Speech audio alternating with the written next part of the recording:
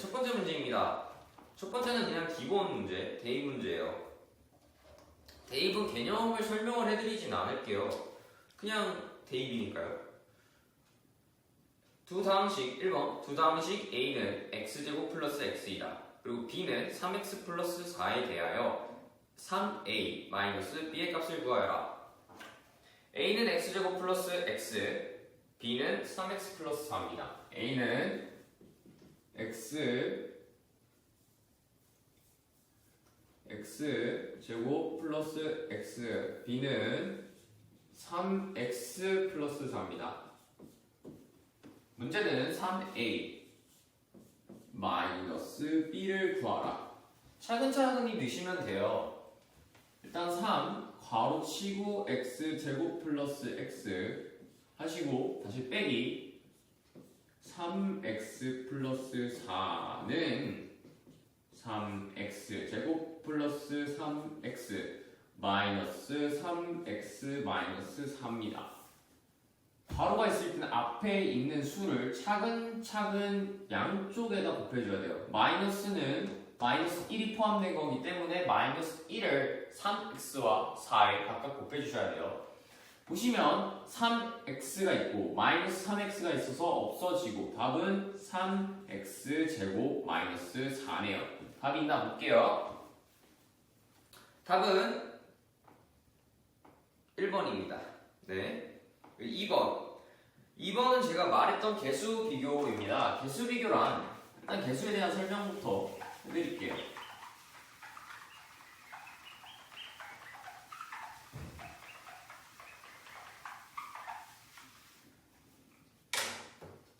개수란 여러분들이 모르는 문자가 있을 거예요. 뭐 x로 나타난다든가 y로 나타난다든가 a로 나타나는가 또 뭐 이것저것 기호로 나타낼 수 있으면은 그건 다 미지수라고 하는 영어 알파벳 기호가 있어요.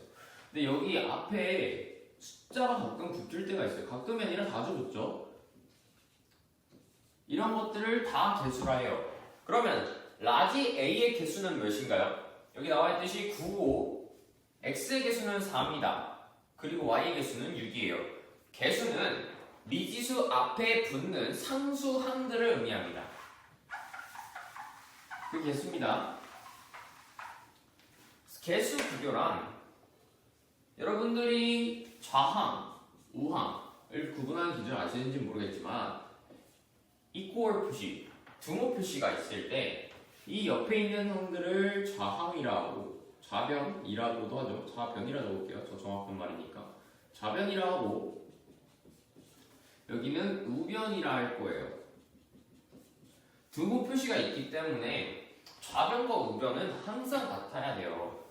근데 여기에 모르는 개수에 x의 개수가 있고 여기에 4x가 표시가 되어 있었어요. 그럼 얘네는 같죠? 같으려면 이 모르는 수는 모르는 x의 개수는 몇이 들어가야 되죠? 오른쪽에서 그냥 확인할 수 있다시피 4를 그냥 넣으시면 돼요. 이런 식으로 좌변과 우변에 있는 개수를 비교해서 미지수를 찾아가는 과정, 이걸 개수 비교법이라 합니다.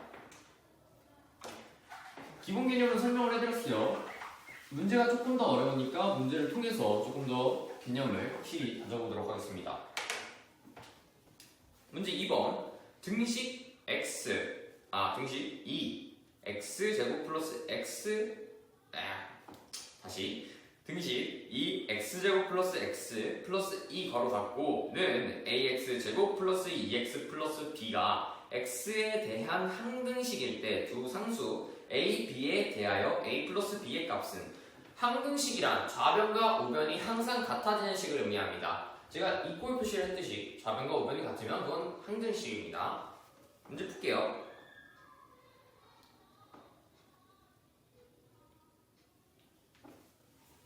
이 괄호 열고 x제곱 플러스 x 플러스 2가 ax 제곱 플러스 2x 플러스 b가 됩니다. 천천히 풀어보겠습니다. 2x 제곱 플러스 2x 플러스 4는 ax 제곱 플러스 2x 플러스 b겠네요. 자, 개수 비교가 뭐라 했죠? 모르는 미지수 앞에 있는 미지수의 즉 개수를 다른 쪽 변과 비교를 하여 찾아가는 과정입니다. 여기서 모르는 건 a와 b예요.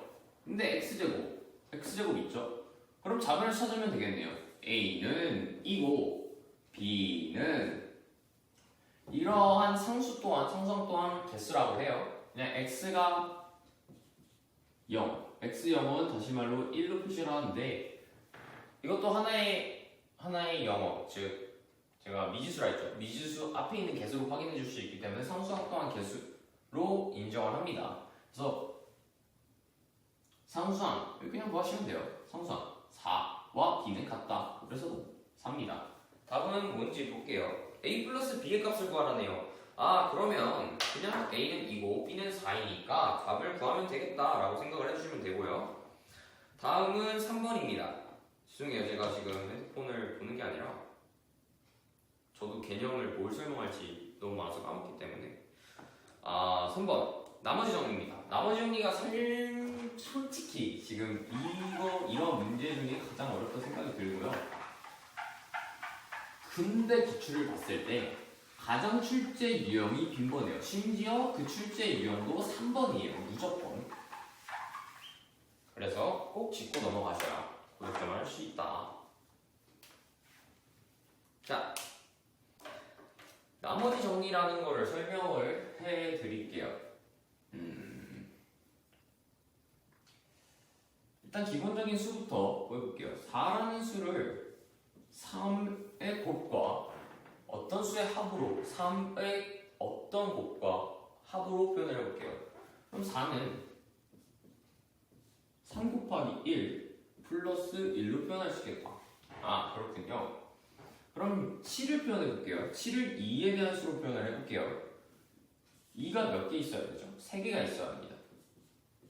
그리고 플러스 1로 표시를 해드릴게요. 제가 지금 여기에 양수를 적는 이유는요. 보통 수의 일반적인 곱은 무조건 양수로 표시를 하고요. 나머지들을 양수로 표시하고 또 그보다 중요한 조건이 있다면 곱해주는 수보다 항상 나머지에 있는 수가 작아야 돼요. 3보다 작으니까 1이 온 거고 2보다 작으니까 1이 온 겁니다. 자, 그러면은 이제 14 정도로 볼게요. 3으로 나눠볼게요. 그럼 4에 대한 수입니다. 3 곱하기 4 플러스 1. 저는 이 나누는 수를 곱해주는 수를 4로 이직을 할게요. 그럼 4보다 작으니까 이거 2네요. 괜찮겠네요. 보통 이런 식으로 나타내시게 돼요. 근데 좀 특이한 케이스들이 있죠. 14를 2에 대한 수로 생각을 해볼게요. 그럼 곱하기 7이고 여기엔 뭐가 들어가죠? 플러스 0이라는 수가 들어갑니다. 일단 이걸 생각을 해주시고 이제 함수라는 개념으로 넘어가 볼게요.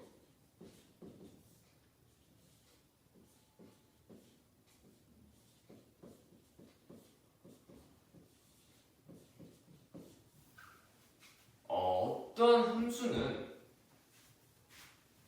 qx를 곱해주는 수, 여기에서는 3, 2, 4, 2와 같은 역할로 봐주고 이 나머지 것들을 gx와 같은 역할로 봐줄게요. 그리고 나머지를 이 rx로 생각을 해주시면 됩니다.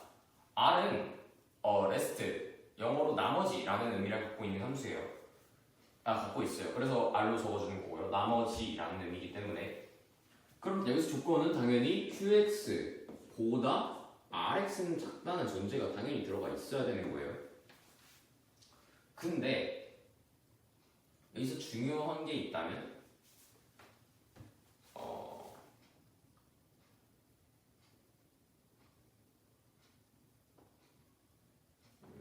만약에 설명을 해볼게요. gx를 함수니까 x-1이라는 수로 넣어봅시다.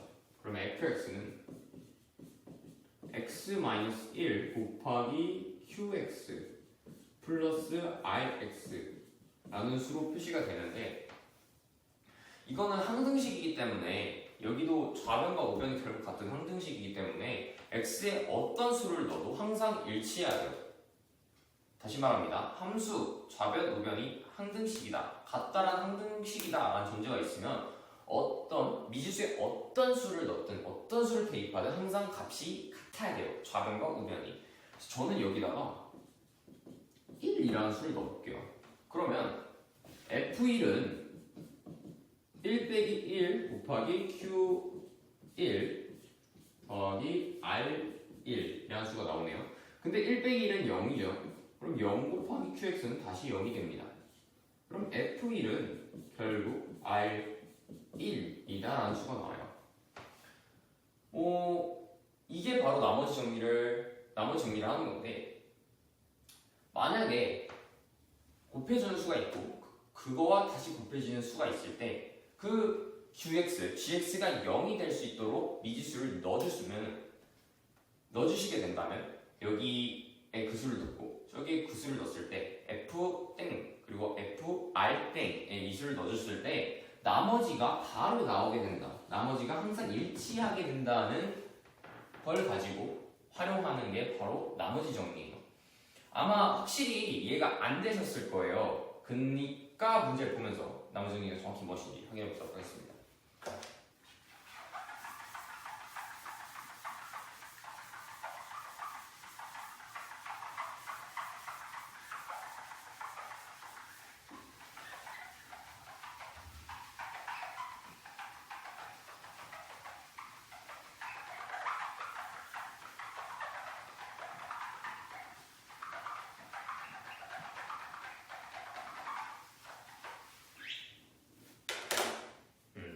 좋습니다. 자, 3번. 다음 식 x세제곱 마이너스 3x제곱 플러스 ax 플러스 5가 x 마이너스 1로 나누어 떨어질 때 상수 a의 값은 무엇인가? x세제곱 마이너스 3x 플러스 ax 플러스 5가 x 마이너스 1로 나누어 떨어질 때 a의 값은 무엇인가? x세제곱 마이너스 3x제곱 플러스 ax 플러스 5가 x-1로 나누어 떨어질 때 a의 값은 무엇인가? 일단 나누어 떨어진다.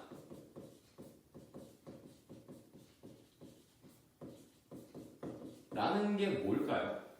다시 말해서 나머지가 0이라는 거예요. 아까 14가 있었죠? 14는 7 곱하기 2로 표현이 됐습니다. 이런 경우는 14는 2로 나누어 떨어진다, 14는 7로 나누어 떨어진다 라고 표시를 하는 거예요. 그러니까 x-1에 뭔지 모르는 함수가 오면 됩니다. 그냥 저는 fx를 잡을게요. fx가 왔을 때 나누어 떨어진다, 나머지가 0이다 라고 합니다.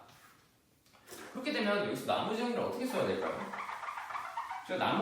나머지 정리는 미지수에 어떤 수를 넣었을 때 그게 0이 되게 하면 나머지 정리를 활용할 수 있다고 말씀을 드렸어요. 그러니까 x에 이 x-1을 0으로 되게 하는 미지수를 골라주시면 됩니다.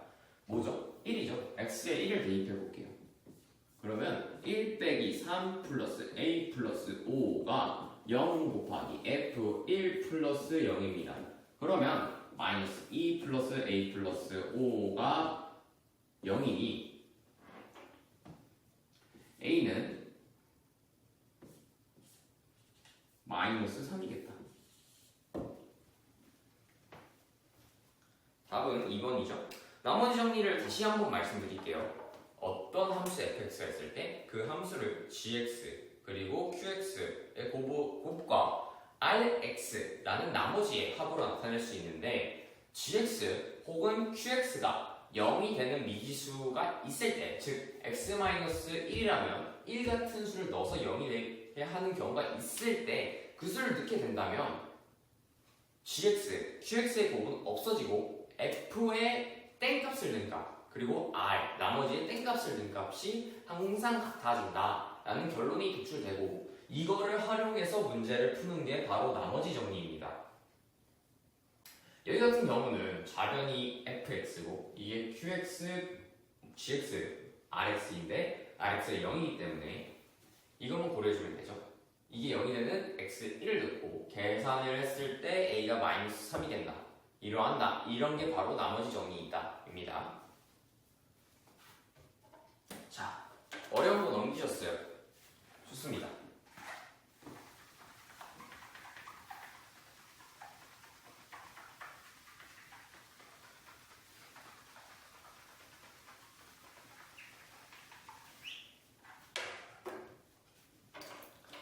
자, 3번은 무리수의 I 관계에 대해 설명을 해드릴게요. 사실상 중요한 문제는 아니에요. 근데도 풀어야 된다고 생각합니다. 여러분들은 무리수가 왜 만들어진 줄 아시나요? 피타고라스 정리라는 걸 들어보신 적이 있는지 모르겠어요.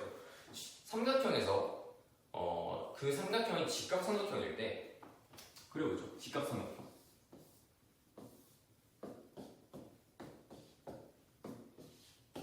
가장 긴 변을 C라고 그 나머지 변을 A와 B라고 했을 때 A제곱 플러스 B제곱은 항상 C제곱이 된다 라는 걸 발견한 사람이 피타고라스고, 이거는 삼각형, 도형의 가장 기본적인 원칙이고 심지어 그래프에서 또한 적용이 돼서 모든 정리가 나왔어요.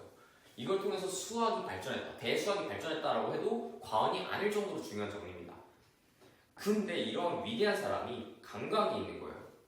세상 모든 수는 자연수, 즉 우리가 아는 1부터 뭐 그 이후의 수까지, 양수인 그 이후의 수까지로만 정리가 되어 있다라고 생각을 합니다. 근데 이 사람이 감각이 있어요.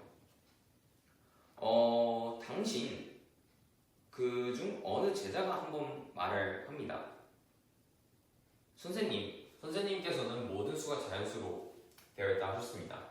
제가 궁금한 게 생겼습니다. 직각삼각형인데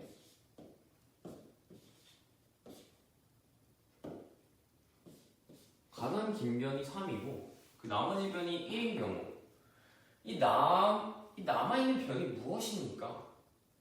생각을 해봅시다. 빗변, 이거를 x라 했을 때 x제곱 플러스 1제곱 플러스 3의 제곱은 x제곱은 9 빼기 1, 즉 8이라는 수가 나와요. 근데 이걸 아무리 계산해도 이런 자연수가 없는 거예요. 그래서 피타고라스가 한 게 뭐였냐면 자신의 제자, 이런 걸 말했던 자신의 제자를 그냥 창문 밖으로 밀어 떨어 죽여버려요. 자연수가 있다고 믿게 하기 위해서. 사람들이 이걸 들으면 안 되니까. 근데 그 사람이 똑똑했던 거죠. 그 사람을 통해서 무리수라는 게 발견이 됩니다. x제곱이 8이 되는 경우는요, x가 2루트 2일 때예요. 또는 마이너스 2루트 2일 경우예요.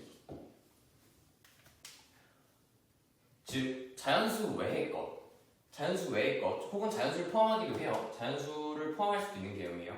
하지만 이런 식으로 나오는 게 바로 무리수다. 이게 바로 무리수고, 루트가 있으면 보통 무리수라고 생각해 주시면 돼요. 근데 여기서 또 i라는 신기한 개념이 있습니다. i는 복소수라고도 해요.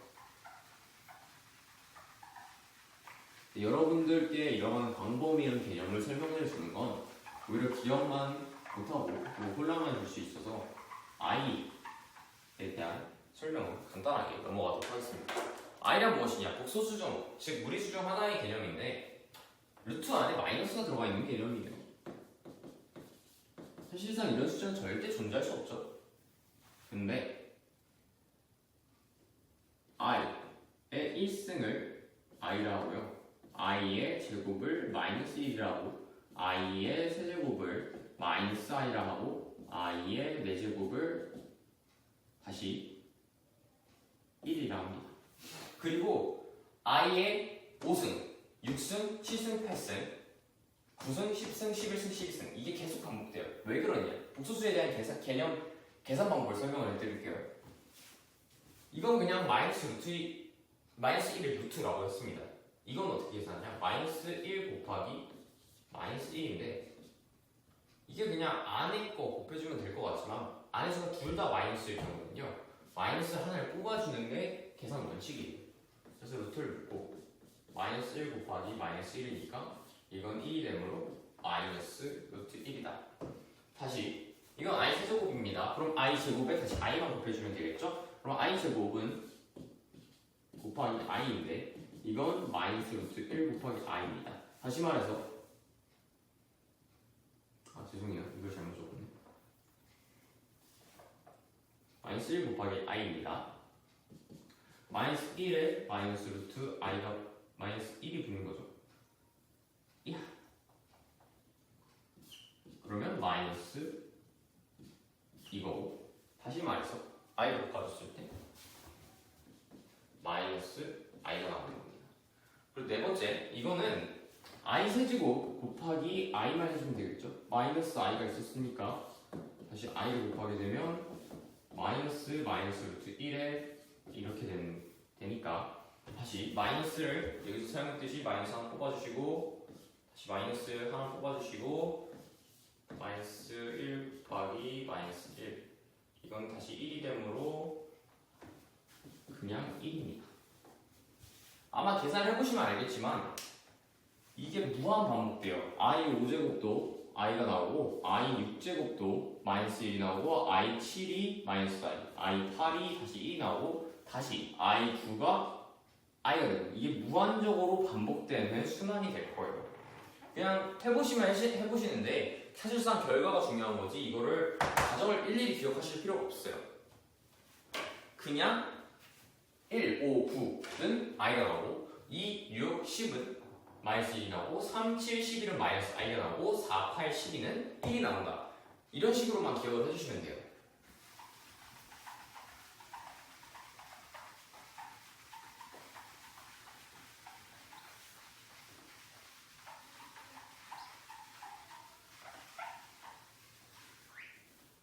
오케이. 자, i 괄호 3-2i는 a 플러스 3i일 때 상수 a의 값은 단 i는 루트 마이너스 1이라는 값이 나옵니다.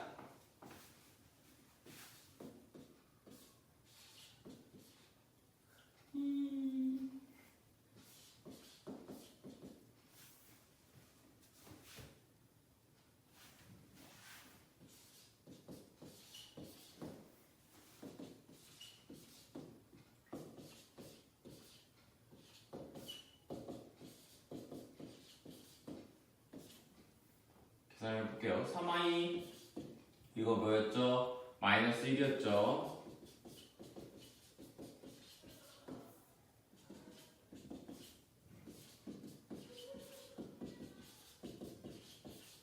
개수비교법 나왔다. 개수비교법은 뭐였죠? 상수 혹은 미지수 앞에 있는 그 개수가 좌변과 우변이 같다는 걸 이용해서 찾아가는 방법이었습니다. 3i, 3i 같으니까 나머지 상수가 같으면 되겠죠? 그래서 a는 몇이다? 2다. 5번은 개인적으로 그래프에 대한 완벽한 이해를 하시지 않는다면 되게 어려워요. 근데 제가 보기에는 이걸 푸는 건 상당히 비효율적일 수 있어요. 그렇지만 또 푸시는 분들이 있을 수 있으니까 그분들을 위해서라도 문제는 한번 풀고 넘어가도록 하겠습니다. 굳이 막 열심히 풀으실 필요가 없는 거예요. 여러분들은 시험을 통과하는 게 목적이지 다 맞는 게 목적이 아닙니다. 다 맞는다고 주는 것도 아니고 통과하면 됩니다. 모든 시험은. 그런 시험일 경우에 마이너스 3 등호 x가 마이너스 3보다 크거나 같다 혹은 0보다 작거나 같다일 때 이차함수 y는 마이너스 괄호 x 플러스 1의 제곱 플러스 4의 최대값은 뭔 소릴까요? 당연히 알죠.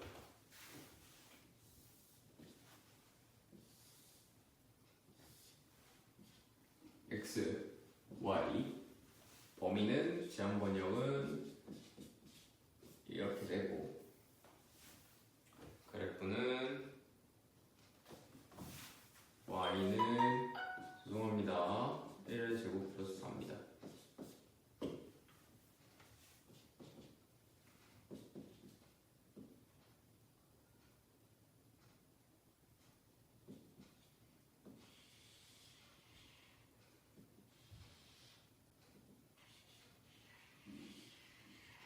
착한 사람 마음 넣으면 잘 보일 거예요.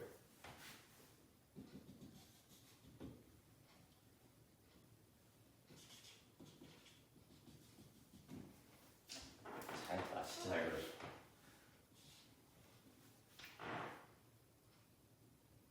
못 그렸어요. 맞아요. 화내지 마세요. 자, 설명을 해드릴게요. 제한 변역이 마이너스 3부터 0 사이에요. 여기는 이렇게 포함이 돼 있는 거고 포함이 돼 있는 거죠. 이 그림 중에서 최대값이 무엇이냐? 이게 이차함수인데 이 중에 최대값이 무엇이냐? 최대값은 그냥 이차함수인 경우에 위에서 가장 먼저 걸리는 거 그었을 때 가장 먼저 걸리는 걸 찾아주시면 돼요. 그럼 당연히 여기겠죠. 이게 최대값이겠네. 그러면 이 그래프의 최대값은 4다. 쉽죠? 이게 그림이 나와서 쉬운 거지 그림이 없을 경우에 상당히 어려울 수 있는 그런 문제입니다. 다음 넘어갈게요. 부등식 문제. 부등식도 사실 그렇게 어려운 문제는 아닌데 개념 자체를 이해하는 게 되게 오래 걸려서 부등식 절대값 x-1은 3보다 작거나 같다의 헬 수직수능에 나타낸 것은 부등식 x-1의 절대값이 3보다 작다를 부등식에 나타나는 거죠. 자, 이런 경우 절대값은 이렇게 풉니다. 하나는 그대로 두고 하나는 마이너스 그대로 두고 그리고 이제 이걸 그냥 이항해 주시면 돼요. 이걸 그려주시면 되겠네요.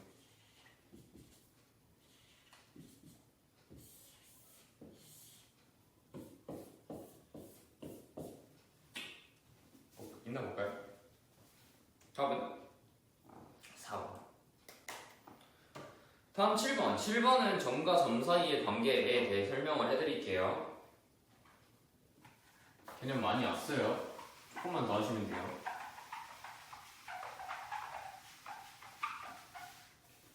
점과 점 사이의 관계는 왜 이러지? 점과 점 사이의 관계는 거리, 중점, 대칭 이렇게 설명을 해드릴 건데 점과 점 사이의 거리를 어떻게 구할까요? 일단은 이것도 피타고라스를 사용합니다. 뭐 이게 마이너스 4,3이라고 치고 이게 뭐 2, 마이너스 6이라고 쳐보죠. 이걸 어떻게 구할 거냐? 자대고 구하실 건가요? 이건 진짜 쉬운 근데 되긴 할걸요? 되긴 할 텐데 이렇게 구하는 건 정말 멍청한 짓이고 무조건 삼각형을 그려주세요. 피타고라스를 쓰는 거예요. 직각삼각형을 만들어 주시고 여기 사이의 거리를 계산해 줍니다. 마이너스 4부터 2 사이니까 6이고 3부터 마이너스 6 사이니까 9입니다. 그러면 여기 사이의 거리가 꼭 점과 점 사이의 거리 아닐까요? 근데 이걸 보면 삼각형의 빗변, 직각삼각형의 빗변이기 때문에 6제곱 곱하기 9제곱이 이거 모르는 수 x라 할게요. 그럼 x제곱이란 거예요. 그러면 36 더하기 81이 x제곱이다. 그럼 117이 x제곱이고 x는 양수기 때문에 루트 117이겠다. 이런 식으로 계속 구해주는 거예요. 이게 바로 삼각형 피타고라스를 이용한 점과 점 사이의 거리 구하는 방식이고요. 문제는 이거와 관련이 없습니다. 그리고 두 번째가 중점에 대한 얘기를 해드릴게요. 중점도 뭐 그렇게 어렵지 않아요.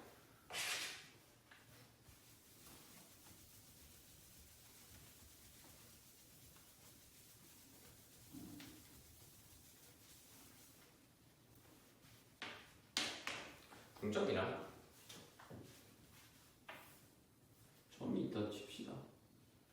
6,3 이거는 마이너스 1,5 라고 생각을 해볼게요. 어떻게 구할 거죠 중점? 각도기 갖고 계시는가? 아니면은 또 컴퍼스 있으시면 그냥 중간 찾으셔도 돼요. 근데 역시 멍청한 짓이죠. 여전히 삼각형을 그려주세요. 얘네들의 중점은요 결국엔 이 x끼리의 중점과 이 y 좌표끼리의 중점이 있는 곳에 위치해요. 이 중점이라 할 때 얘네의 중점과 또 5와 3의 중점 사이에 위치합니다. 이게 바로 좌표이기 때문에요. 그럼 여기 중점 4겠죠. 5와 3 사이의 중점 4고 마이너스 1과 6 사이의 중점은 2인가요? 3인가? 2인가? 2.5인가? 3, 2.5네요. 어떻게 계산하냐면요. 모를 땐 6 마이너스 1을 더해주시고 나누기 2를 하시면 중점일 거예요. 중점이기 때문에 그냥 반 나누시면 됩니다. 죄송해요. 더워서 이게 바로 중점을 구하는 거고요. 바로 문제 들어가 볼게요.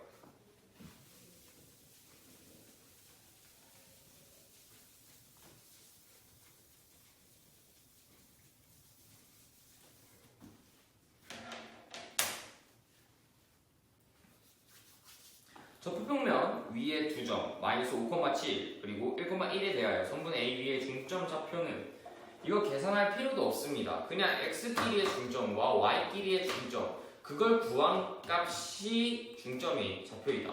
뭐 그래프 보고 막 찾으실 필요도 없어요. 그냥 마이너스 5와 1 사이의 중점 어디죠? 마이너스 2죠. 어떻게 하냐면 그냥 더해주시면 된다 했어요. 더하고 반띠. 그러면 2고 7과 1 사이의 중점은 얘랑 똑같아요. 그냥 더해주시고 중점을 때려주시면 4. 이게 x좌표고 이게 y좌표네요. 그럼 2,4가 AB의 중점의 좌표이다. 답은 2번입니다. 세 번째 개념이 점과 점 사이의 대칭의 관계예요.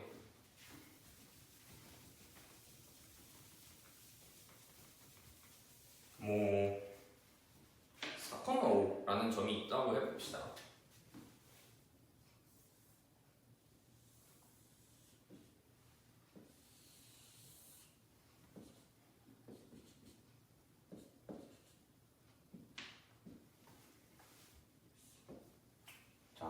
그러면은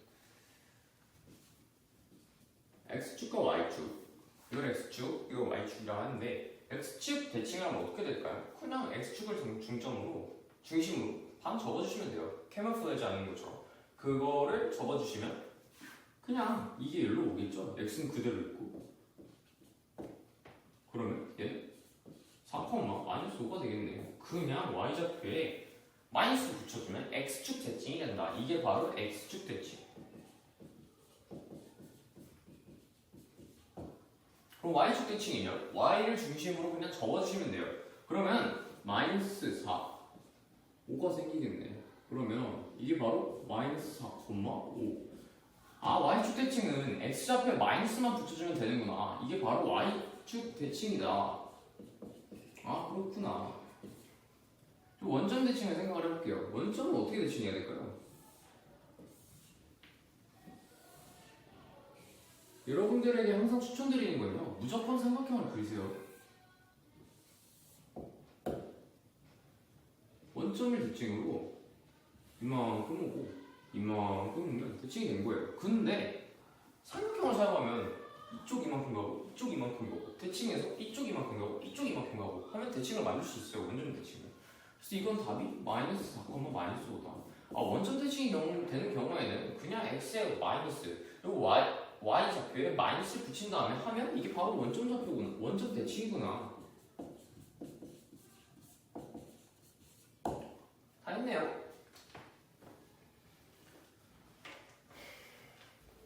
그러면 문제 10번부터 볼게요. 9번, 8번 나중에 풀어드리고 9번 나중에 풀어드리고. 자, 좌표평면 위의 점 3,4를 원점에 대하여 대칭 이동한 점의 좌표는 제가 말했죠. 원점 대칭은 그냥 x에 마이너스, y에 마이너스 붙이면 된다. 그게 답이다. 즉 그러니까 3,4에 마이너스 붙이면 마이너스 3, 마이너스 4가 되네요. 그럼 답은 해결됐다. 끝. 10번 끝, 7번 끝. 8번 넘어갈게요. 지금 점과 점 사이의 관계 모두 해결을 드린 거고 지금 반 해왔어요. 지금까지. 직선 y는 마이너스 2분의 1 x의 수직이고 점 0,1을 지난 직선의 방정식은 그래프의 관계는 수직과 대칭에 대해 설명을 해드릴게요. 이것 또한 뭐 이해를 하는 건 상당히 비효율적이고요. 문제 하나 풀자고 이거를 이해하고 개념을 하는 건 너무 비효율적이고 결론만 말씀드릴게요.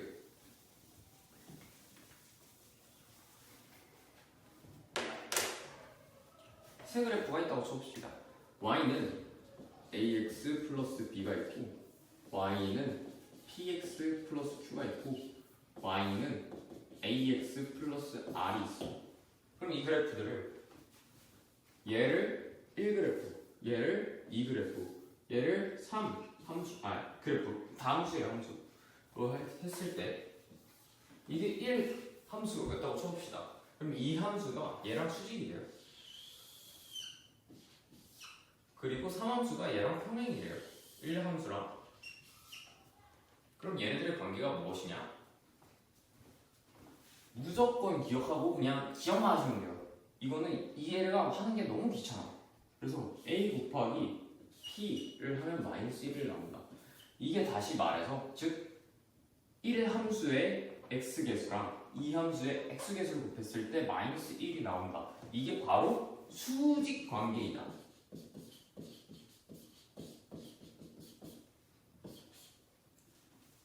두 번째, 1번과 3번이 평행이라 했어요.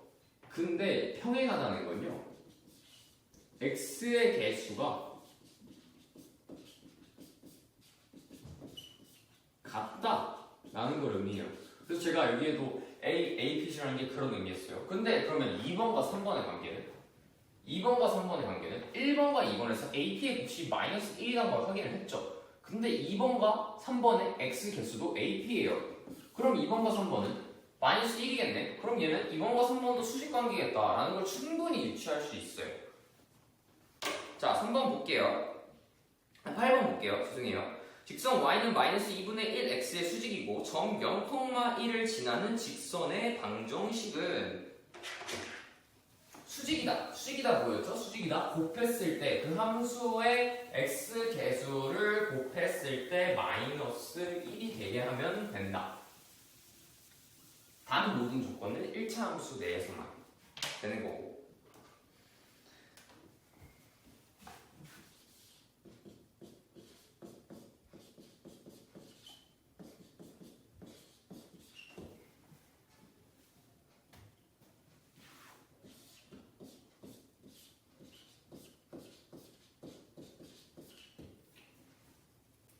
그래프도 생각해 봅시다.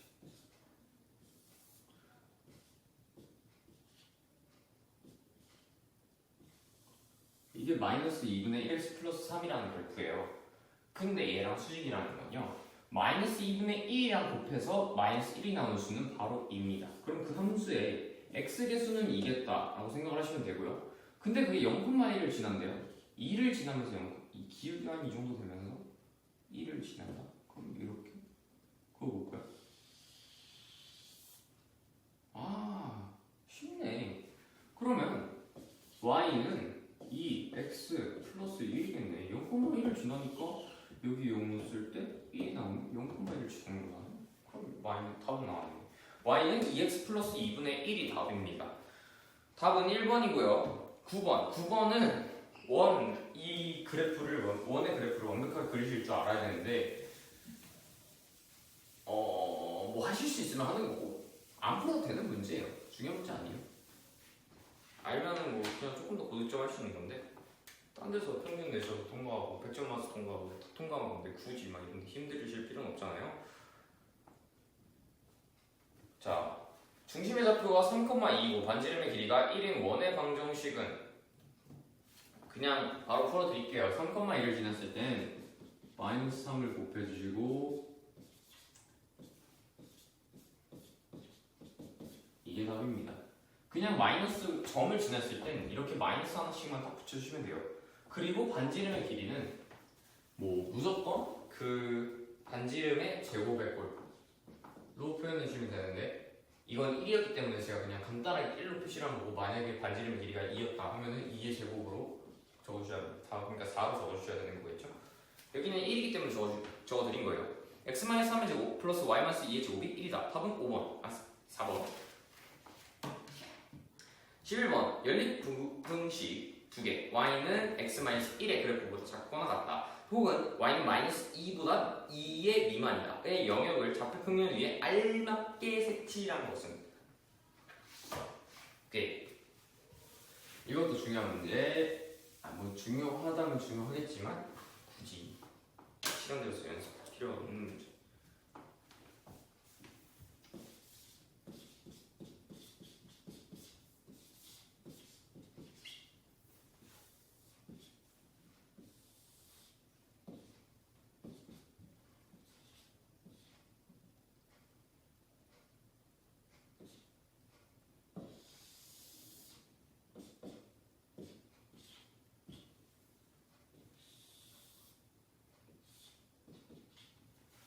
이게 마이너스 3이란 그래프고요. 이게 y는 마이너스 x y 플러스 1이라는 그래프예요. 근데 얘보다 작대요. 그러면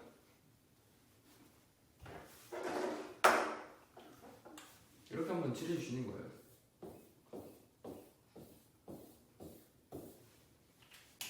그리고 3보다 작대요. 그러면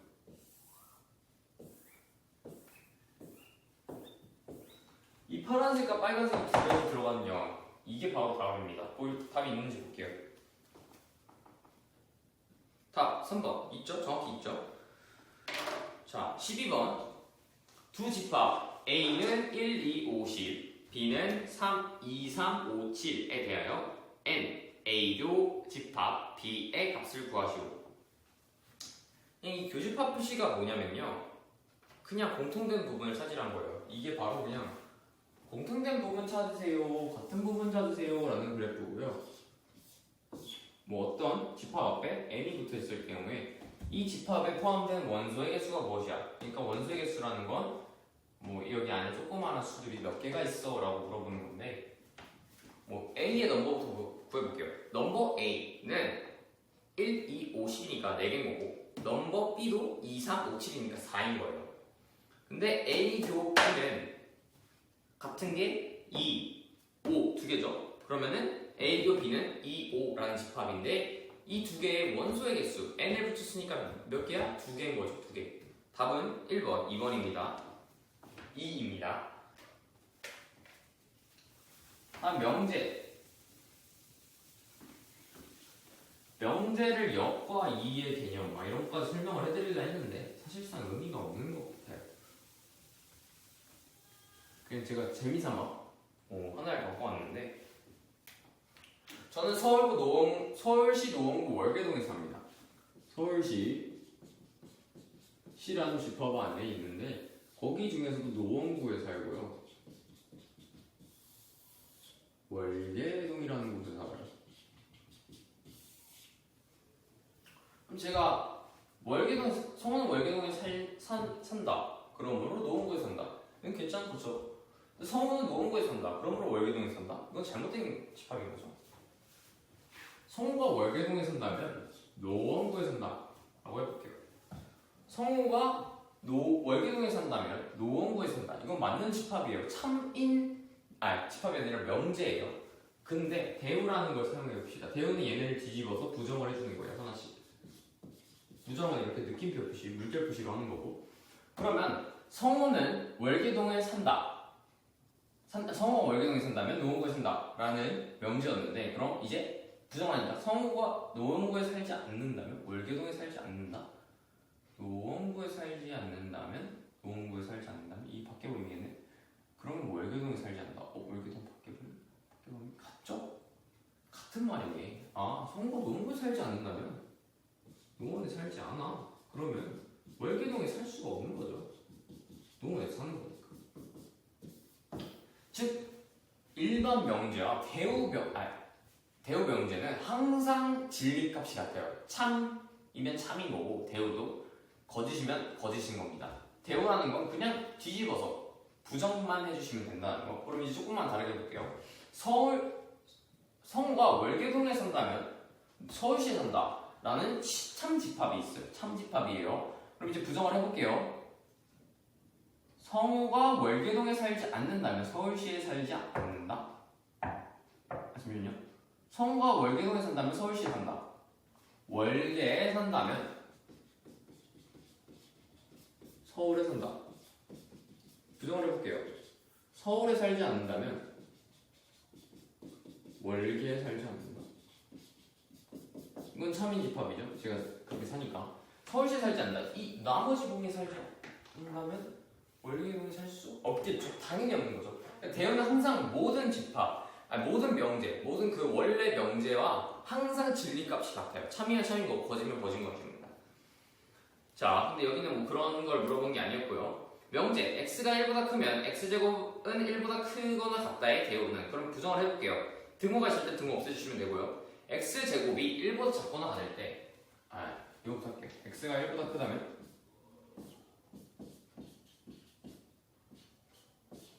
이런 명제가 있을 때 부정을 한다면 등호가 없었으니까 등호 넣어주셔야 되고 등호 있는 거 등호 빼주면 돼요. 부정에서 뒤집었어요. 그러면 x제곱이 1보다 작다면 x제곱이 1보다 작다면 아 죄송해요. 등호가 처음에 없었네. 그럼 등호 넣어줘야 되죠? 둘 다. x가 1보다 작고 나왔다면 x는 1보다 작다. 있네요. 4번. 답 4번이고 14번 함수 f가 y의 그림과 같을 때 f 역함수 a는 4를 만족한 상수 a의 값은 역함수 이것도 뭐 쉽게 풀 수 있는데 결론만 기억해 주시면 돼요.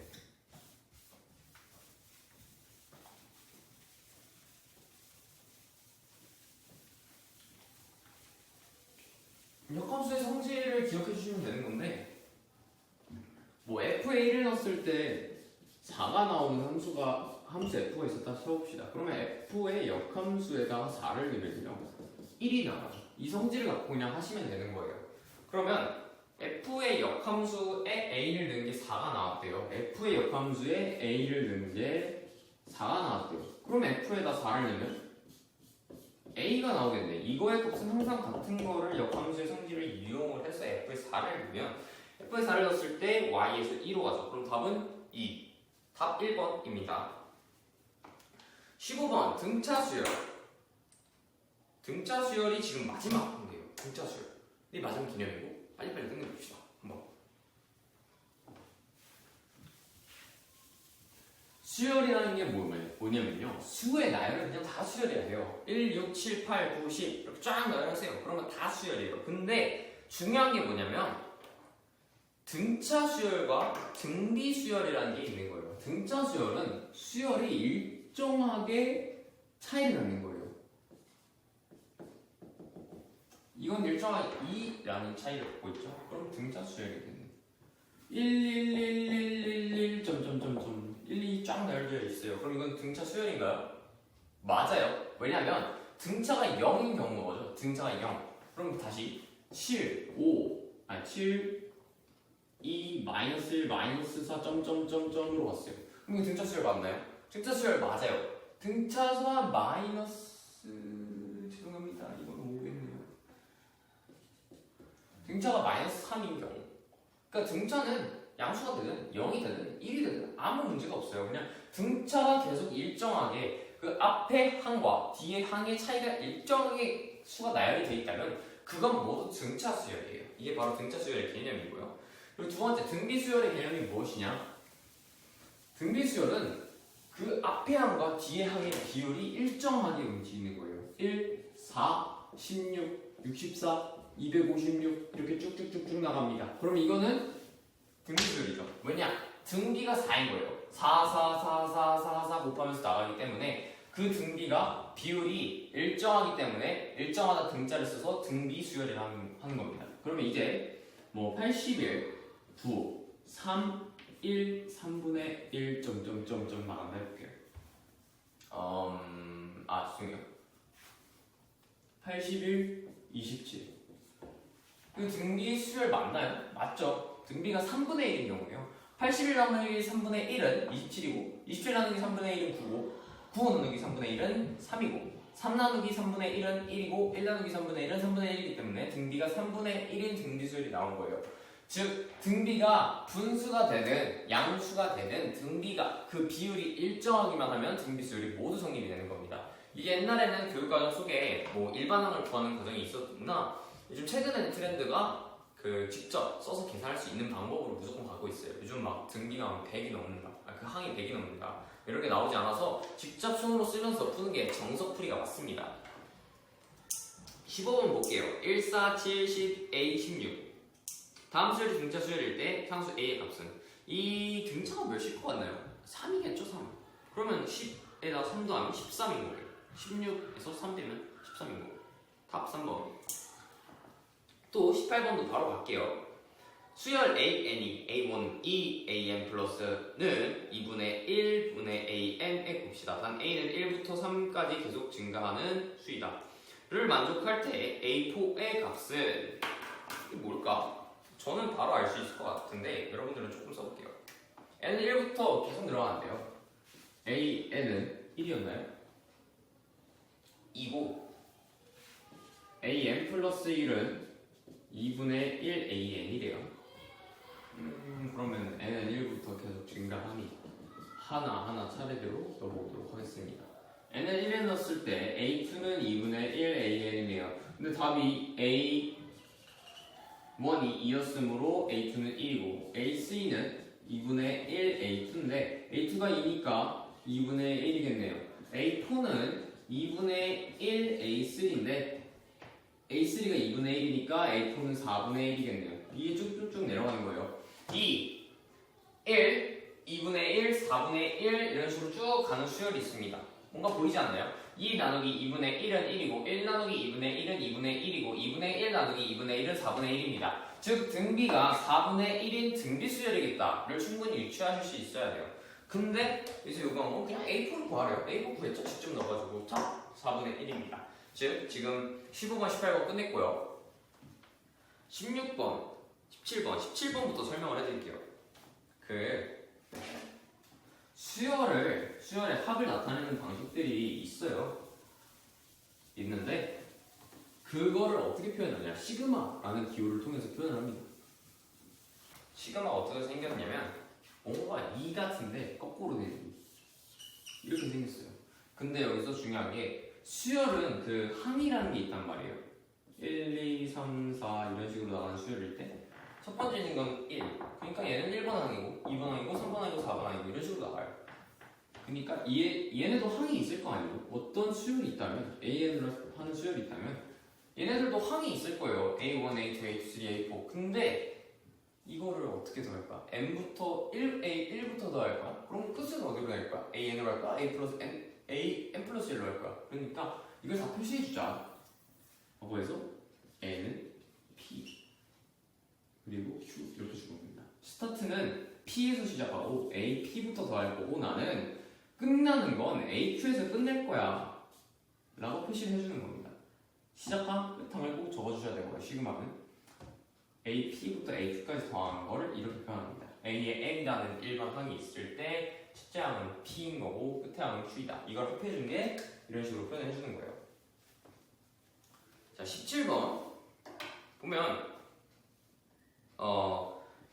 K는 1부터 시그마 5 AK 플러스 2가 16일 때 AK는 1, 5, AK의 값은 라고 나와 있네요.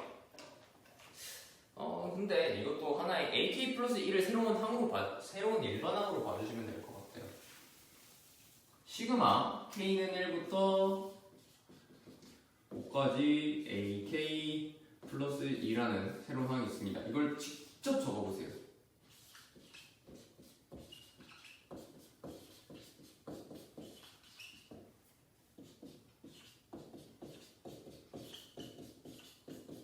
왜냐면 1 넣었을 때 2가 나와줘야 되죠. 2 넣었을 때도 2가 나와줘야 되고 3 넣었을 때도 3이 나와줘야 되고 4 넣었을 때도 4가 나와줘야 되고 2가 나와줘야 되고 5 넣었을 때도 2가 나와줘야 돼요. 그냥 저는 이렇게 써본 것 뿐이에요. 근데 이걸 어떻게 표현할 수 있죠? 그냥 시그마로 표현할 수 있는 거야. 이런 식으로 표현이 되는 거예요. 그러면 그냥 2는 여기다가 더해주세요. 2가 5개니까 10이다. 근데 얘가 몇이래요? 16이래. 되게 쉽네. 그냥 얘를 넘기면 되겠네. 그럼 시그마 K는 1부터 5까지 AK라는 일반항의 합은 바로 6이다. 구할 수 있습니다. 답은 2번.